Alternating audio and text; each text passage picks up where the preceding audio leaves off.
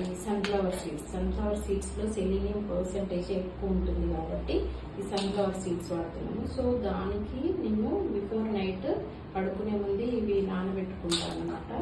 ఈ sunflower seeds ఒక 2 spoons అట్లా తీసుకుంటా.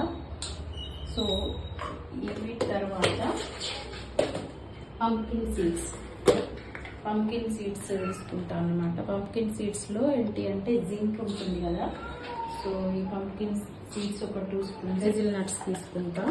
బ్రెజిల్ నట్స్లో సెలీనియం ఎక్కువ ఉంటుంది. సో 2 బ్రెజిల్ నట్స్ తీసుకుంటాను అనమాట.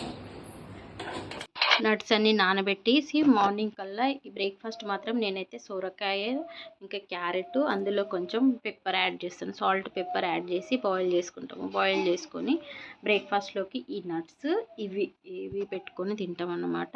This is the my breakfast plate. Okay, thank you.